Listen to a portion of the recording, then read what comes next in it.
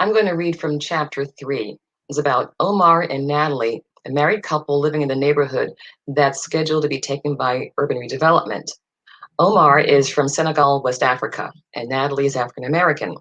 They have some cultural differences, and also Omar does not believe the building will be taken where they live, and Natalie does believe that. So there are a number of frictions in their marriage. Omar Bassari read the notice that his wife Natalie held inches from his nose. The Bassaris had to pay 3 months back rent by the end of the month, including late fees, or be evicted. Il est un idiot, Omar muttered as he returned his attention to the peanut paste he had cooking on the stove. Fullerton does not care a fig about us. Natalie flung the notice along with the rest of the day's mail and her canvas book bag onto the kitchen counter. An accounting textbook, the Bellport Gazette, and some sheet music slid out. She tugged at the sleeves of her goose-down jacket and hung it on a hook on the hallway. I knew a rent strike was a bad idea, she fumed. Why did you listen to those people? The Bassaris rented a cramped two-bedroom apartment in the Commonwealth Arms, a pre-World War I building on King Street in the heart of Petite Africa, owned by white businessman James Fullerton. They'd moved there 6 months ago when a fire burned down their three-story rooming house on the corner of Pleasant and Garfield Avenues, 5 blocks away. Omar's uncle Mustafa had found them their first apartment a year and a half ago when the couple moved to town after they both dropped out of Howard University in Washington, D.C. After the fire, Mustafa stepped in again, negotiating a reduced price from Fullerton for the couple to live at the Commonwealth Arms. This allowed Omar to cover most of the household expenses with the $30 to $40 a week he averaged from his drumming performances. Natalie was studying to be an accountant, but dreamed of acting in theater and film. She had white classmates at Bellport College who got experience and extra money doing bit parts in TV commercials. The casting companies rarely chose Black performers, so she settled for jobs doing voiceovers and jingles for radio. She barely made enough to pay for her college courses and private voice and acting lessons. Little was left over for anything else. The Commonwealth Arms was in worse shape than the other building they lived in. The plumbing backed up. The oil heat worked off and on.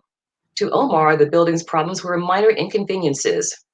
Growing up in Senegal, he knew nothing of utilities, landlords, rent, or groceries.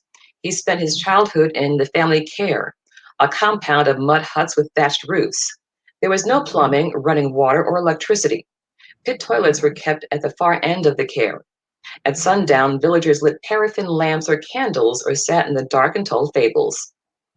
Once, Omar got workers to fix the boiler, but within days it broke down again. He went into Liberty Hill and bought fan heaters for the apartment. Natalie had to heat water on the electric stove for bath water. She complained that they weren't living much better than villagers from his community. Then one night, the elevator broke. Tenants got stuck between floors for hours. Natalie was forced to haul her books and groceries up 6 flights. All the tenants were fed up with the conditions. One night, they met in the stairwell to vent about the building's problems. They decided on a rent strike. They would not pay Fullerton until repairs were made. Natalie saw the strike as a waste of time. She thought there was no way Fullerton would budge and that she and Omar should simply pack up and move. Declaring the jungle is stronger than the elephant, Omar overruled his wife. Today, all the tenants found eviction notices taped to their doors. On the stove, the peanut paste was beginning to bubble. With a long-handled wooden spoon, Omar scooped up the paste and folded it in with the beef cubes, broth, and tomato paste, warming in another pot. Normally, Natalie wouldn't be home in time for dinner, but her appointment with the voice coach had been canceled. To mark the occasion, Omar used some of the tip money from his drum performances and went to Bamba's Africa Food Market down the street to get the ingredients for a mafe, or groundnut stew, one of the few Senegalese dishes Natalie would eat. Being an American, Senegalese dishes were unfamiliar to her. Bamba tuku was out of goat meat, so Omar was using beef as a substitute. He ordered half the amount the dish called for so he could also buy a jar of herbs he needed. We shall not let this man chase us from this building, Omar declared. We have the right to be here and to have good services. He cannot possibly put us all out in the road. Natalie glared at him. The man has no heart. What does he care? She lifted the cover and peeked inside the pot, sniffed at the contents, and warmed her nose over the rising steam. Then she whipped around and marched down the hall toward the bedroom. The cowrie shells woven into her braids made light clicking sounds as they bounced against each other.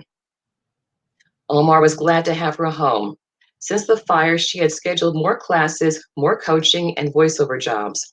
He had gotten into the habit of leaving a plate in the oven at night for her.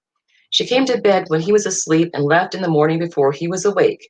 She claimed that she was trying to make up for the credit she lost when she dropped out of Howard, but he wondered if she was telling the truth. She never talked about the miscarriage. It had happened a few days after the fire. They had had little conversation about anything since then, and they no longer touched each other in bed. But tonight would be different if his plan worked. Thank you.